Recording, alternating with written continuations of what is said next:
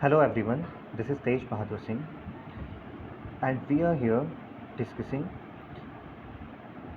an important topic related to interpretation of a statute which is given in the syllabus of LLB Honours Course 8th semester. So we are here discussing a topic that is general clauses act. हमने यहाँ पर general clauses act के कुछ important points discuss कर लिए थे last classes में and today we will start from the definition portion that is section 3A. तो इसमें हम कुछ इंपॉर्टेंट डेफिनेशंस डिस्कस करेंगे जो कि जनरल क्लॉसेस एक्ट में दी हुई. जैसा कि हम जानते हैं कि जनरल क्लॉसेस एक्ट आपका स्टार्ट होता है या अप्लाई होता है ये सारे सेंट्रल एक्ट्स पर अप्लाई होता है, रेगुलेशंस पर अप्लाई होता है. ठीक है, अब इसकी कुछ इंपॉर्टेंट डेफिनेशंस देखते हैं. As you can see on the screen the definition of act is given section 3 sub clause 2. It means act used with reference to an offence or a civil wrong shall include a series of acts and words which refer to acts done extend also to illegal omission. देखिए यहाँ पर ये बात कही गई है कि act का मतलब, हम ये बात पहले भी डिस्कस कर चुके हैं कि जनरल क्लॉसेस एक्ट में जो डेफिनेशंस दी गई हैं वो वहाँ पर अप्लाई होंगी जहाँ पर अगर मान लीजिए कोई सेंट्रल एक्ट बना है, उस एक्ट में कोई एक वर्ड दिया हुआ है, उस वर्ड को उस एक्ट के अंडर डिफाइन नहीं किया गया है, तो उस वर्ड की मीनिंग निकालने के लिए, और हाँ लेकिन वो वर्ड जनरल क्लॉसेस एक्ट में डिफ़ाइन किया गया है, तो उस वर्ड की मीनिंग निकालने के लिए हम जनरल क्लॉसेस एक्ट में उस वर्ड की डेफिनेशन को एक्सेप्ट कर लेते हैं. ठीक है, तो अब जैसे एक्ट है तो एक्ट की डेफिनेशन आईपीसी में लिखी हुई है, तो वहाँ पर जनरल क्लॉसेस एक्ट की ये जो डेफिनेशन है सेक्शन 2 सब क्लॉज 3 में वो अप्लाई नहीं होगी क्योंकि वहाँ पर एक स्पेशल डेफिनेशन अलग से दी होगी. लेकिन मान लीजिए एक्ट की डेफिनेशन आईपीसी में ना दी होती तो फिर हम इस जनरल क्लॉसेस एक्ट की डेफिनेशन अप्लाई करते हैं वहाँ पर. हालांकि जो डेफिनेशन यहाँ पर दी हुई है और जो वहाँ पर दी हुई है लगभग एक ही है. ठीक है, तो देखते हैं सेक्शन 3 सब क्लॉज 2 सेज कि जो एक्ट है वो चाहे ऑफेंस के लिए हो या फिर सिविल रॉन्ग के लिए हो, ठीक, चाहे दोनों में से किसी, यहाँ पर ये डिफरेंस नहीं किया गया है कि एक्ट जब हम सिविल लॉ की बात करते हैं या सिविल रॉन्ग की बात करते हैं तो एक्ट का मतलब अलग होगा, या फिर जब हम क्रिमिनल रॉन्ग की बात करते हैं, जब हम क्रिमिनल ऑफेंस की बात करते हैं तो एक्ट का मतलब अलग होगा. यहाँ पर एक्ट को एक ही क्राइटेरिया में डाला गया है. क्या कहा गया है कि एक्ट का मतलब क्या है. एक्ट मीन्स कोई एक्ट, ठीक, सबसे पहले, उसके बाद सीरीज़ ऑफ एक्ट, कि ये सीरीज़ ऑफ एक्ट है. ठीक है, जैसे हम एविडेंस एक्ट में पढ़ते हैं सेम ट्रांजैक्शन वाला कोई एक्ट, तो वो एक एक्ट माना जाता है. जैसे सेक्शन 6 आप देख सकते हैं एविडेंस एक्ट का, वो सीरीज़ ऑफ एक्ट है उसमें, और वो सेम ट्रांजैक्शन में माना जाता है, तो वो भी एक एक्ट माना जाएगा. या फिर एक एक्सप्रेस एक्ट, या फिर कोई ऐसा ओमिशन जो कि इलीगल है. मतलब कि मान लीजिए लीगली आप बाउंड थे या लीगली आपकी वो ड्यूटी थी उस काम को करने की, लेकिन आपने किया नहीं, तो वो इलीगल ओमिशन कहा जाता है. ठीक है, तो उस इलीगल ओमिशन को भी यहाँ पर एक एक्ट माना जाएगा. ठीक है, अब आते हैं एफिडेविट की डेफिनेशन में which is given in section 3 sub clause 3. Affidavit shall include affirmation and declaration in the cases of persons by law allowed to affirm और डिक्लेयर इंस्टीड ऑफ स्वेरिंग. मतलब कि एफिडेविट क्या होता है, एक अफर्मेशन और डिक्लेरेशन होती है जिसको लॉ में अलाउ किया जाता है अफर्म या डिक्लेयर करने के लिए स्वेरिंग की जगह पे. ठीक है, उसके बाद अगर हम देखें बी में उसी को और एक्सप्लेन किया गया है. देखिए यहाँ पर डेफिनेशन अगर आप देखेंगे तो आपको दो इंपॉर्टेंट चीज़ें मिलेंगी इसमें. पहला तो एक टर्म मिलेगा एफर्मेशन या डिक्लेरेशन होता है इसमें. दूसरा मिलेगा कि स्वेरिंग की जगह पर किया जा सकता है. सी पॉइंट में ये बात कही गई है कि जो डेफिनेशन है वो इंक्लूसिव इन नेचर है. कैसे, उसमें जो एफिडेविट पे क्या लिखा हुआ है, एफिडेविट शैल इंक्लूड. मैं इंक्लूसिव और एक्सक्लूसिव डेफिनेशन लास्ट क्लास में बता चुका हूँ, तो hopefully you understand well now it. तो अब अगर हम देखें तो जो एफिडेविट की डेफिनेशन है वो यहाँ पर इंक्लूसिव डेफिनेशन है. क्या लिखा हुआ है, affidavit shall include affirmation and declaration. ठीक है, तो इसका मतलब एक तरीके से आप कह सकते हैं कि ये एफिडेविट को डिफाइन ही करती है, ये बस ये बताती है कि एफिडेविट में क्या क्या इंक्लूड होता है, कौन कौन सी चीज़ें और इंक्लूड होती हैं. ठीक, अगर उसी तरह हम आगे देखें जनरल पैरलांस में, तो एक जो रिटन स्टेटमेंट होता है जिसे ओथ और अफर्मेशन से कंफर्म करते हैं, ठीक है, तो एफिडेविट वही होता है कि affidavit is a written statement confirm by oath और अफर्मेशन. मतलब कि एफिडेविट क्या होता है, अगर आपने जैसे जनरल सेंस में देखा होगा, ये एक रिटन स्टेटमेंट होता है जिसे ओथ या अफर्मेशन से कंफर्म किया जाता है, ठीक है, और एविडेंस की तरह कोर्ट में यूज़ किया जाता है, ठीक है। इसके बाद 3 में देखते हैं point number 3, that is central act. Central act क्या होता है, सेक्शन 3 सब क्लॉज 7 में सेंट्रल एक्ट को डिफाइन किया गया है। सेक्शन 3 सब क्लॉज 7 में जनरल क्लॉजेज एक्ट में इसे डिफाइन किया गया है। Central act shall been an act of parliament. Central act का मतलब पार्लियामेंट के थ्रू पास हुए किसी बिल को एक्ट के सेंट्रल एक्ट कहते हैं, ठीक है। एंड शैल इंक्लूड, ये भी देखिए इंक्लूसिव डेफिनेशन है, इंक्लूड कहा गया है इसमें, क्या इंक्लूड। अब हाँ, यहाँ पर एक चीज़ समझने लायक बात है, देखिए हमने पहले भी पढ़ा था कि कुछ डेफिनेशन होती है, जैसे हमने एफिडेविट के बारे में पढ़ा। एफिडेविट में क्या क्या, एफिडेविट शैल इंक्लूड, तो वो कैसी डेफिनेशन हो गई, इंक्लूसिव डेफिनेशन हो गई। लेकिन यहाँ पर क्या दिया हुआ है, सेंट्रल एक्ट, अगर सेक्शन 3 सब क्लॉज 7 देखें तो उसमें सेंट्रल एक्ट की डेफिनेशन है, और सेंट्रल एक्ट की डेफिनेशन में क्या लिखा हुआ है, it shall mean N act of parliament and shall include. अब यहाँ पर मीन भी है और इंक्लूड भी है, मतलब कि यहाँ पर एक्सक्लूसिव डेफिनेशन का वर्जन भी है और इंक्लूसिव डेफिनेशन का वर्जन भी है। हमने ये पहले भी पढ़ा है कि जहाँ जो डेफिनेशन ऐसी होगी जहाँ पर मीन्स और इंक्लूड दोनों होगा तो वो एक एग्जॉस्टिव डेफिनेशन मानी जाती है, मतलब कि उसे इंक्लूसिव डेफिनेशन नहीं माना जाएगा, उसे कंप्लीट डेफिनेशन माना जाएगा, और वो रिस्ट्रिक्टिव डेफिनेशन होती है और कंप्लीट डेफिनेशन होती है, ठीक है। तो ये एक एग्जॉस्टिव डेफिनेशन है, क्योंकि यहाँ पर मीन है और इंक्लूड है, दोनों है। अगर सिर्फ इंक्लूड होता तो वो इंक्लूसिव डेफिनेशन होती, सिर्फ मीन होता तो वो एग्जॉस्टिव डेफिनेशन होती, ठीक है। अब इसके आगे हम देखें क्या इसमें कहा गया है। सेंट्रल एक्ट का मतलब कि एक तो पार्लियामेंट के थ्रू पास हुए किसी एक्ट को सेंट्रल एक्ट कहा जाता है, और ये क्या क्या इंक्लूड करती है।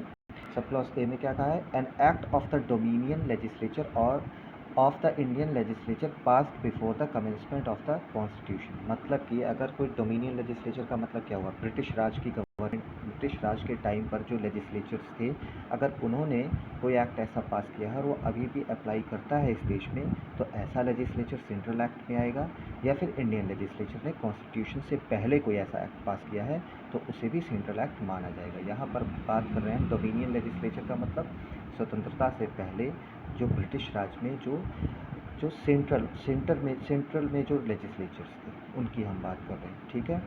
क्योंकि जो स्टेट्स थे तो उनको तो काउंसिल कहा जाता था, तो यहाँ डोमिनियन लेजिस्लेचर की बात की जा रही है, ठीक है। जैसे अभी हम पार्लियामेंट के बारे में बात करते हैं उसी तरह, या फिर कॉन्स्टिट्यूशन से पहले जो इंडियन लेजिस्लेचर के बारे में कहा गया। बी पॉइंट कहता है an act made before such commencement by the governor general. अब देखिए यहाँ पर जैसे आज के टाइम पे हम प्रेसिडेंट ऑर्डिनेंस निकलता है ना, उसी टाइप में यहाँ पर बात कही जा रही थी। वो भी तो एक लेजिस्लेचर पावर होती है, एक सेंट्रल एक्ट माना जाता है, ठीक है। तो उसी तरह यहाँ कहा जा रहा है कि अगर गवर्नर जनरल किसी काउंसिल का है या और वो लेजिस्लेटिव कैपेसिटी में काम कर रहा है, ठीक है, तो उसने अपनी लेजिस्लेटिव कैपेसिटी के अंडर अगर किसी लॉ को इनैक्ट किया है तो वो भी एक एक्ट माना जाएगा, ठीक। उसके नीचे लिखा हुआ है कि date of commencement of the constitution, and I think you know it, that is 26 January 1950, okay. इसके बाद देखते हैं सेंट्रल गवर्नमेंट किसे कहते हैं। सेंट्रल एक्ट तो हमने डिस्कस कर लिया, सेंट्रल गवर्नमेंट किसको कहते हैं। सेंट्रल गवर्नमेंट की डेफिनेशन सेक्शन 3 सब क्लॉज 8 में दी हुई है।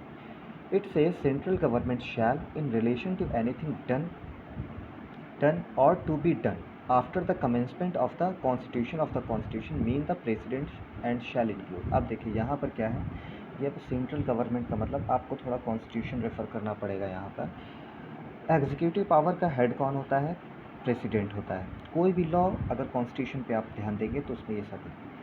अगर कोई भी लॉ बनता है किसके नाम पर बनता है, किसके नाम पर एक्सप्रेस किया जाता है, वो प्रेसिडेंट के नाम पर एक्सप्रेस किया जाता है। सारी चीज़ें प्रेसिडेंट के नाम पर होती हैं, ये बात इसमें कही जा रही है। तो यहाँ पर कहा जा रहा है कि सेंट्रल गवर्नमेंट का मतलब क्या है। देखिए एग्जीक्यूटिव अथॉरिटीज़ का हेड कौन होता है, प्रेसिडेंट होता है। गवर्नमेंट क्या है, एक एग्जीक्यूटिव अथॉरिटी है, ठीक है। तो सेंट्रल गवर्नमेंट की अगर हम बात करेंगे तो बेसिकली वो प्रेसिडेंट कहा जाएगा, ठीक है, क्योंकि वही हेड होता है। तो यहाँ पर सेंट्रल गवर्नमेंट, ठीक, क्या लिखा हुआ है कि in relation to anything done or to be done after the commencement of the constitution. तो कॉन्स्टिट्यूशन के हिसाब से चलेंगे ना, क्योंकि कॉन्स्टिट्यूशन के कमेंसमेंट के बाद की बात की जा रही है। तो कॉन्स्टिट्यूशन में ये बात कही गई है कि एग्जीक्यूटिव का हेड प्रेसिडेंट होता है, तो सेंट्रल गवर्नमेंट कौन होगी यहाँ पर, इसका मतलब क्या होगा, प्रेसिडेंट। एंड शैल इंक्लूड, और इसमें क्या क्या इंक्लूड हो सकता है, एक तो प्रेसिडेंट हो गया, दूसरा इसमें अगर देखिए आर्टिकल 1 हम देखें कॉन्स्टिट्यूशन का, तो उसमें कहा है ना यूनियन ऑफ स्टेट्स, तो गवर्नमेंट, तो यहाँ पर यूनियन क्या है और स्टेट क्या है, वही ए और बी में एक्सप्लेन किया गया है कि स्टेट को जो पावर दी गई है उसके अंडर उसको उसको एक्सरसाइज करने में स्टेट गवर्नमेंट होगी, ठीक है। जो स्टेट गवर्नमेंट, उसको एक्सरसाइज करने के लिए जो जो पावर राज्य सरकार को दी गई है तो वो स्टेट गवर्नमेंट हो गई। और अगर यूनियन टेरिटरी की बात की जा रही है तो वहाँ पर एडमिनिस्ट्रेटर होगा जो गवर्नमेंट की तरह काम करेगा, यही बात कही गई है 4 में। सेक्शन 5 को देखते हैं। इसमें कहा गया है कमेंसमेंट का मतलब, ठीक है, कमेंसमेंट ऑफ द कॉन्स्टिट्यूशन, हर जगह आप एक्ट्स में पाते हैं कमेंसमेंट लिखा हुआ मिलता है, कमेंसमेंट ऑफ द एक्ट, ये सब चीज़ें लिखी होती हैं। तो ये डिफाइन किया गया है जनरल प्रोसेस एक्ट के सेक्शन 3 सब क्लॉज 13 में। इसमें क्या लिखा हुआ है कि commencement used with reference to an act or regulation shall mean the day on which the act or regulation came into force. मतलब कमेंसमेंट का मतलब ये है कि अगर सेंट्रल एक्ट का कोई भी एक्ट या रेगुलेशन जिस दिन फोर्स पे आ रहा है, फोर्स में आ रहा है, इम्प्लीमेंट हो रहा है, उसी दिन को उसे कमेंसमेंट की डेट मानी जाएगी। 6 पॉइंट को देखते हैं। It defines the document, section 3 sub clause 18। अब देखिए डॉक्यूमेंट एविडेंस एक्ट में भी डिफाइन, मैं बस एक एग्जांपल दे रहा हूँ। तो जो एविडेंस एक्ट की डेफिनेशन है डॉक्यूमेंट की, वही ली जाएगी एविडेंस एक्ट के लिए, ठीक। एविडेंस एक्ट के लिए जो डॉक्यूमेंट की डेफिनेशन है वो एविडेंस एक्ट में दी हुई डेफिनेशन ही ली जाएगी। मान लीजिए एविडेंस, जो डॉक्यूमेंट की डेफिनेशन एविडेंस एक्ट में नहीं दी जाती, तब कौन सी डेफिनेशन अडॉप्ट करते, जनरल प्रोसेस एक्ट की सेक्शन 3 सब क्लॉज 18 की डेफिनेशन। कई सारे एक्ट्स हैं जिनमें डॉक्यूमेंट की डेफिनेशन नहीं है, या तो वहाँ ये एक्सप्रेसली लिखा हुआ है कि यहाँ पर डॉक्यूमेंट का वही मतलब होगा जो कि जनरल प्रोसेस एक्ट में दिया हुआ है, और अगर नहीं भी लिखा है तो भी यही समझा जाएगा, ठीक है।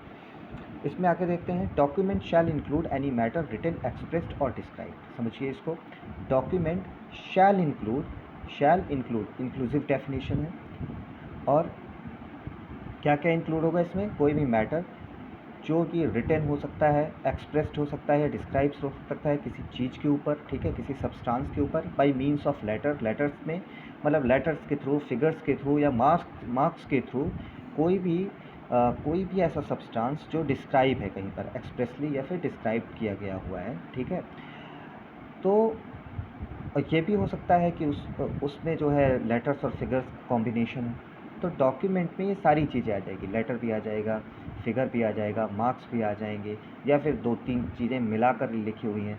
तो अगर ऐसा है, ठीक है, किसी भी सब्सटेंस पर वो चीज़ें हैं, तो उन्हें क्या, और उसे क्या करना है, which is intended to be used और विच में be used for the purpose of recording that matter, और जिन्हें जो है यूज़ किया जा सकता है केसेस के पॉइंट ऑफ व्यू से, तो वहाँ पर वो डॉक्यूमेंट होगा, या रिकॉर्डिंग के पर्पज़ से जिन्हें रखा जाता है। एग्जाम्पल, बुक आप ले सकते हैं, फाइल ले सकते हैं, पेंटिंग ले सकते हैं, इंस्क्रिप्शन ले सकते हैं, and even computer files are documents, ठीक है, ये आपको पता ही है, आपने इंफॉर्मेशन टेक्नोलॉजी एक्ट में पढ़ा ही होगा। Now we see what is the meaning of enactment. Enactment का मतलब क्या होता है, इनैक्टमेंट का मतलब सेक्शन 2 सब क्लॉज 19 में डिफाइन किया गया है। इनैक्टमेंट शैल इंक्लूड एनी एक्ट, कि कोई भी एक्ट, रेगुलेशन, या किसी भी एक्ट का या रेगुलेशन का कोई भी प्रोविज़न इनैक्टमेंट की कैटेगरी में आता है। देखिए अब यहाँ पर 2 चीज़ें इंपॉर्टेंट है जो पढ़ते हैं, फाइनेंशियल ईयर एंड ईयर, ठीक है, इकोनॉमिक्स में ये चीज़ बहुत पूछी जाती है।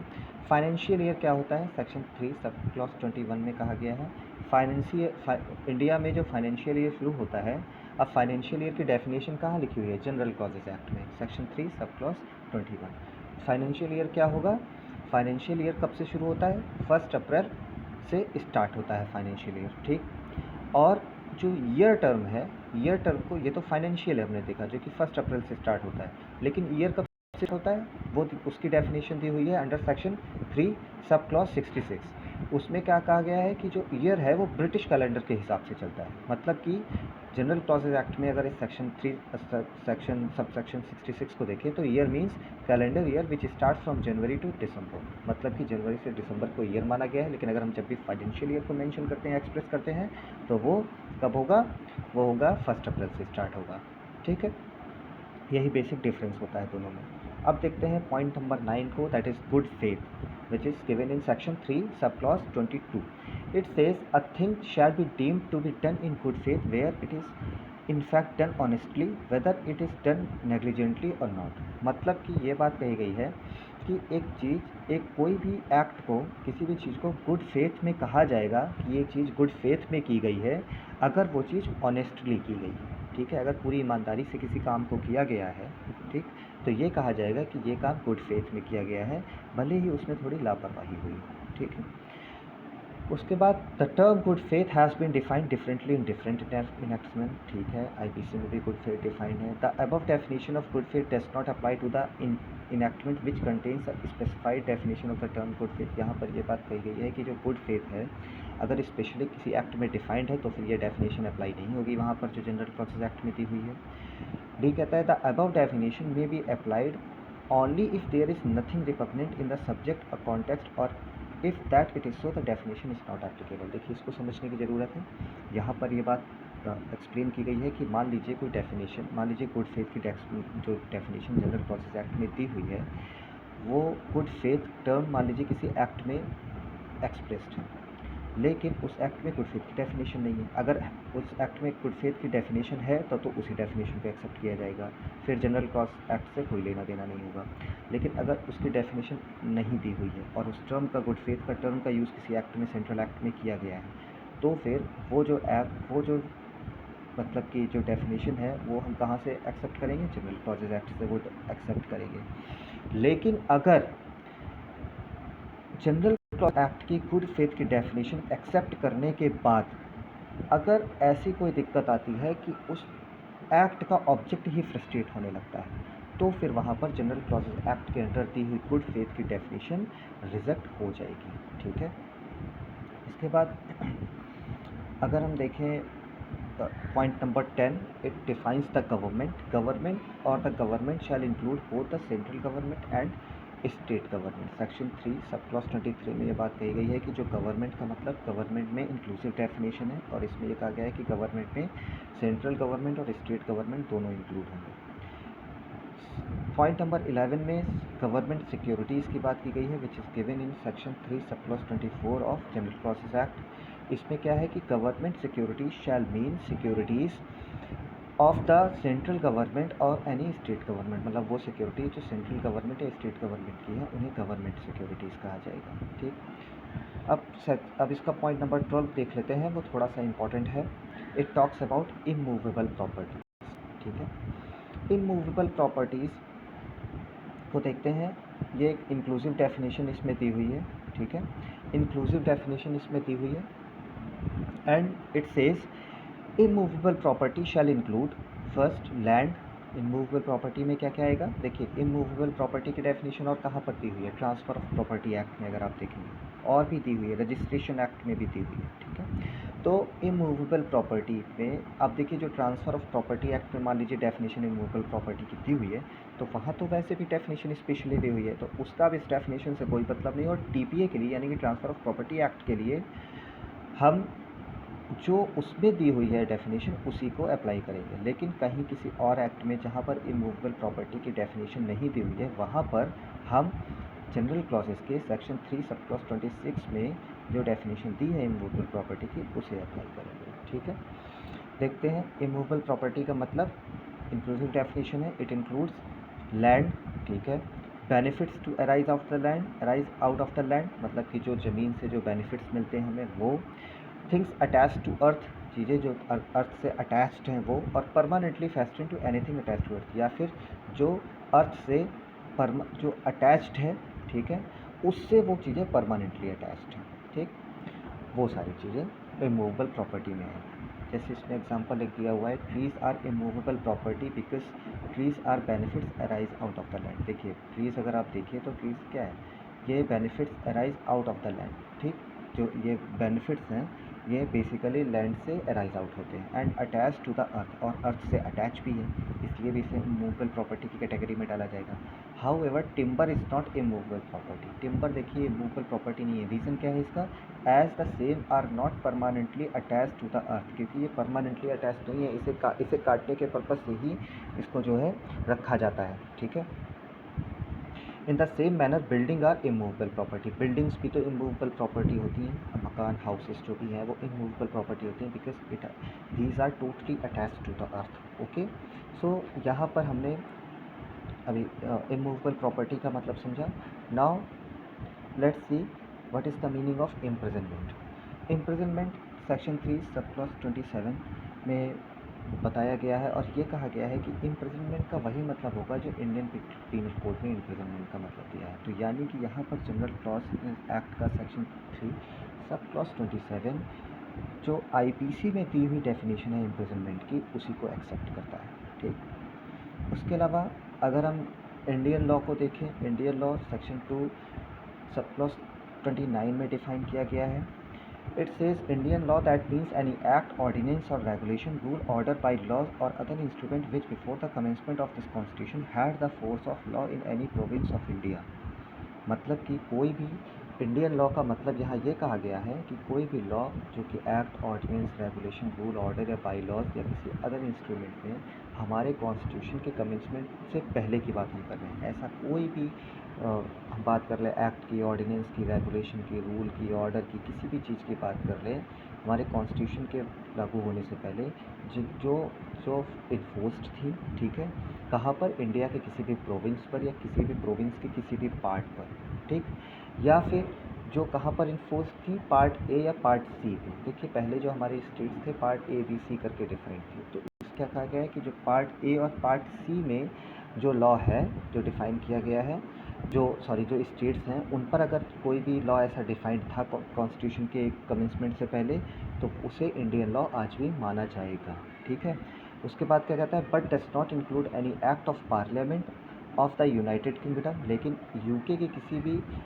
की पार्लियामेंट के किसी भी एक्ट को अभी इंक्लूड नहीं करता, और any order of in council, या फिर काउंसिल का कोई ऑर्डर है उसमें उसे अभी इंक्लूड नहीं करता। देखिए पहले होता था, अब ये चीज़ नहीं मानी जाती। ठीक है, या मान लीजिए कोई यूके की पार्लियामेंट ने कोई एक्ट बनाया और उसके अंडर में कोई इंस्ट्रूमेंट है या ऐसा कुछ भी है, तो उसे अब नहीं माना जाएगा इंडियन लॉ किसे माना जाएगा, जो पहले इंडिया पर ही अप्लाई होता था, ठीक है, या इंडिया के किसी प्रोविंस में अप्लाई होता था, प्रोविंस के किसी पार्ट में अप्लाई होता था। तो ये है इंडियन लॉ। ठीक है, सो हमने आज, अगर हम पॉइंट 15 को भी एक बार देख लेते हैं, मंथ्स, जिसमें कहा गया है section 3 sub clause 35, it says month shall mean a month reckoned according to British calendar.